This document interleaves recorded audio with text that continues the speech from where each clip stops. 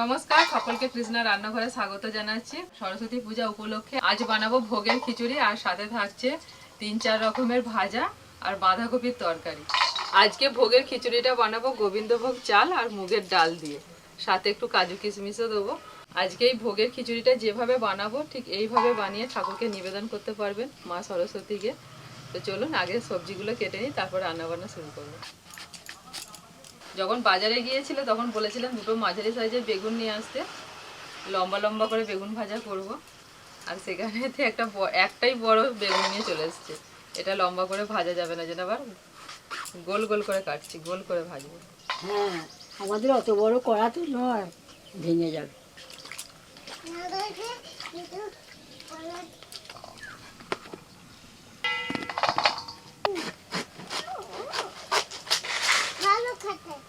ভালো ভালো খেতে। আপেলটা খুব মিষ্টি না? বাবুন দাদু দিয়েছে।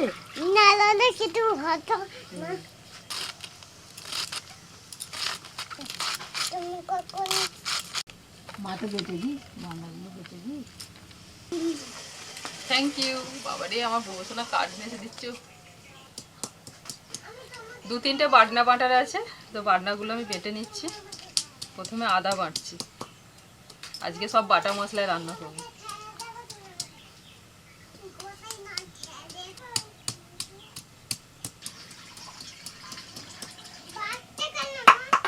সিম আর আলুটা একটু ভাপিয়ে নেবো,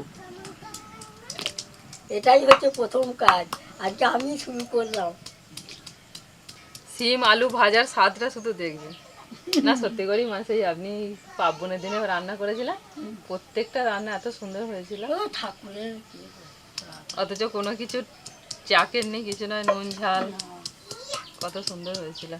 একটু নুন দিচ্ছি আর একটু হলুদ গুঁড়ো।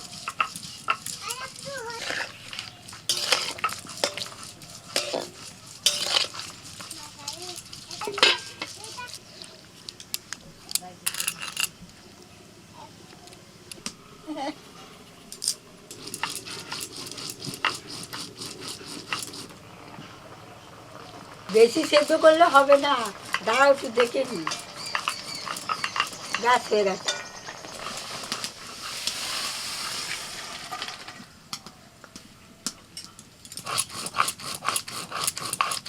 মুগের ডালটা একটু ভেজে নেব।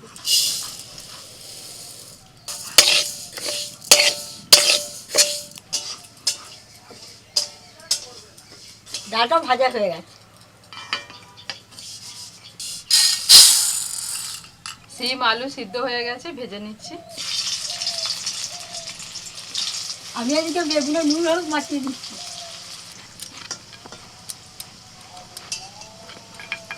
কিন্তু আমি পর বেগুনগুলো ভেজে নেবে জানো।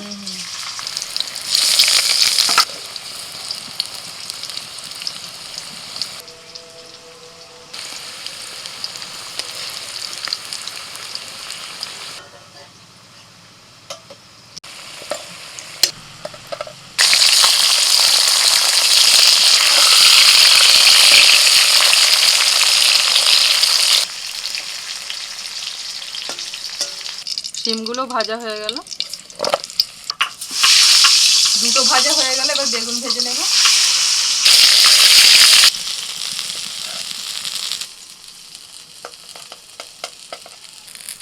তিনটে ভাজা হয়ে গেল, এবার বাঁধাকপির তরকারিটা করব।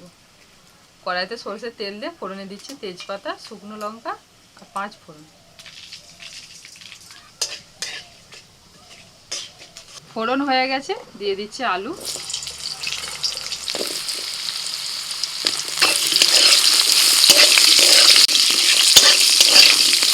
আলুর মধ্যে দিয়ে দিচ্ছি লবণ, হলুদ গুঁড়ো।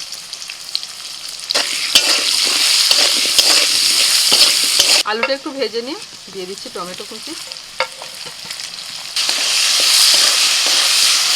দিচ্ছি আদা বাটা, জিরে বাটা, কাঁচা লঙ্কা বাটা,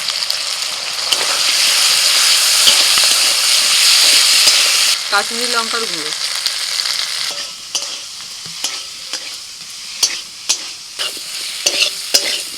আলুর সাথে মশলাটা ভালো করে কষিয়ে নিয়েছি, এবার দিয়ে দিচ্ছি বাঁধাকপি।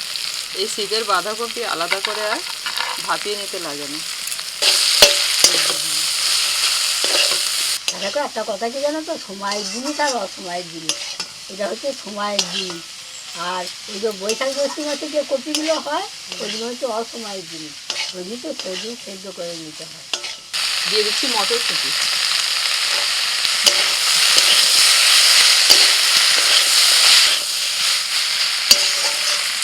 কিছুক্ষণ নাড়াচাড়া করে ঢাকা দিয়ে দিয়েছিলাম। দেখুন বাঁধাকপি থেকে জল বেরিয়েছে, এতেই কিন্তু বাঁধাকপিটা রান্না হয়ে যাবে। একটু নাড়াচাড়া করে দিলাম। আলুটা তো প্রায় সিদ্ধ হয়েই এসেছে, যেহেতু চন্দ্রমুখী আলু।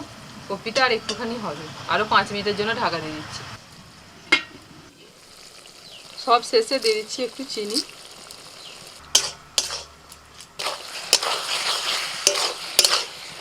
আর দিচ্ছি একটু ঘি।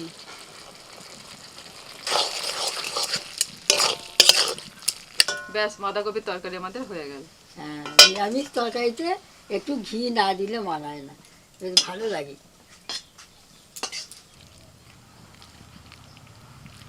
কাজু কিশমিশ একটু ভিজিয়ে রেখে দিয়েছিলাম, আর কড়াইতে ঘি দিয়েছি। ঘিয়ের মধ্যে কাজু কিশমিশটা একটু ভেজে নেব।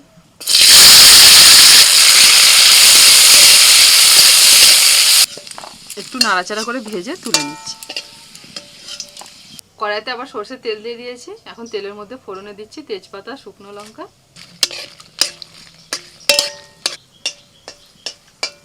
দিচ্ছি টমেটো কুচি, লবণ, হলুদ গুঁড়ো, দিচ্ছি আদা বাটা। আদাটা 30 সেকেন্ড মতো ভেজে নিয়ে দিয়ে দিচ্ছি জিরে বাটা, সাথে দিচ্ছি কাঁচা লঙ্কা বাটা, কাশ্মীরি লঙ্কার গুঁড়ো।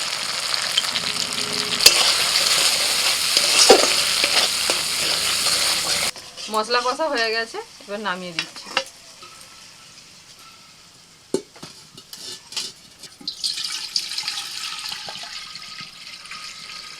হাঁড়িতে জলটা গরম হয়ে গেছে, আর মুগের ডালটা ভালো করে ধুয়ে নিয়েছি। প্রথমেই তো মা ভেজে রেখেছিলেন, এবার দিয়ে দিচ্ছি।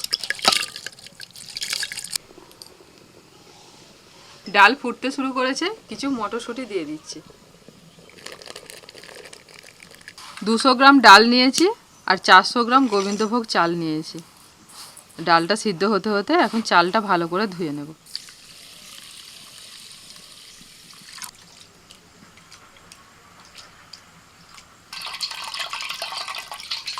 গোবিন্দভোগ চালটা ধুচ্ছে আর সেন্ট উঠে গেছে। এই চালের গন্ধটাই আলাদা। এবার ডালটা কতটা সিদ্ধ হলো দেখি। এই দেখুন, ডাল একদম ভাঙা ভাঙা হয়ে গেছে সিদ্ধ হয়ে। হ্যাঁ, আধ সিদ্ধ হয়ে গেছে, মানে এইরকম ঠিক হবে। এই সময় চালটা দেব।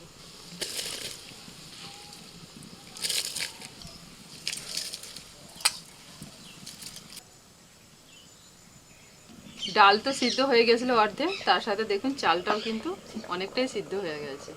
তো এই অবস্থাতেই আমি এবার মশলাটা দিয়ে দিচ্ছি। মশলাটা, যে মশলাটা বানিয়ে রেখেছিলাম,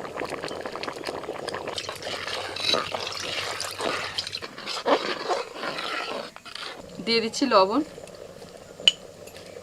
দিচ্ছি একটু চিনি, ভাজা কাজু কিশমিশ দিয়ে দিচ্ছি।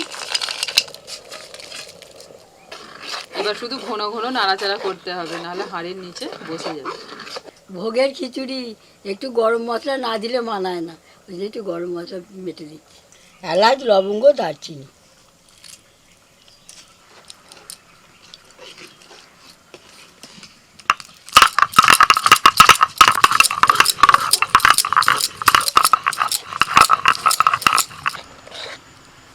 গোবিন্দভোগ চালের খিচুড়ি আমাদের একদম রেডি। আর এই রকমই একটু ঘন ঘন করে নামিয়ে নেব। এবার দুটো জিনিস দিয়ে আমি নামিয়ে দেব। বেটে নেওয়া গরম মশলা, ঘি,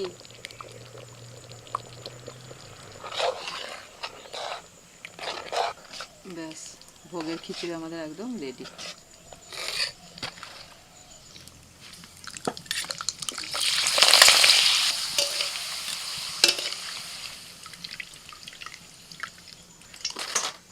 এটা খুব ভালো এসেছে।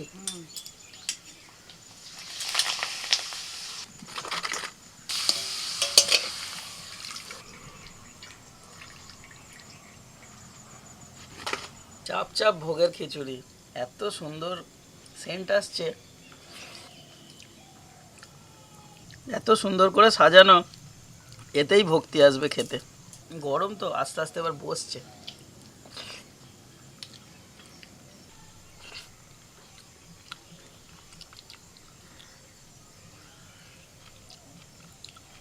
ঠাকুরের ভোগ আর গন্ধে পুরো ম করছে। আর সকালবেলা কৃষ্ণ আমাকে ভাত খাইয়ে দিয়েছিল, ওই জন্য বেশি খেতে পারছি না, ওই জন্য বললো আমাকে একটু বাটি করে দাও, ওই জন্য বাটি করে খাচ্ছি। এত সুন্দর টেস্ট হয়েছে, কি বলবো। ভোগের খিচুড়ি বলেই হয়তো এর স্বাদ কিন্তু আবার দ্বিগুণ হয়ে যায়। আর বাঁধাকপির তরকারিটা খিচুড়ির সঙ্গে একটা সুন্দর কম্বিনেশন তৈরি করেছে। এই ভোগের খিচুড়ির সঙ্গে কিছু ভাজা থাকলে না এরকম আরো সুন্দর খেতে লাগে। আমি বলছিলাম কৃষ্ণাকে যে এত ধরনের ভাজা যদি এর সঙ্গে নাই করে তো কি হবে, বলছো দাঁড়াও না, খাওয়ার সময় বুঝবে।